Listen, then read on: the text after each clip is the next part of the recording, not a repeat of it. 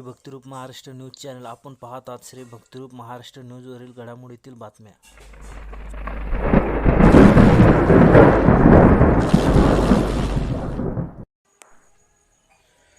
सोलापुरात पंतप्रधान मोदी 19 तारखेला येत असून या प्रकल्पाचे उद्घाटनासाठी त्याची पाहणी करताना पालकमंत्री चंद्रकांत पाटील, खासदार जय सिद्धेश्वर महाराज, जिल्हाधिकारी कुमार आशीर्वाद, मनपा आयुक्त शीतल उगले, जिल्हा परिषद सीओ मनीषा आवाळे व आडम मास्तर व इतर पोलीस कर्मचारी व मान्यवर मोठ्या प्रमाणात उपस्थित होते.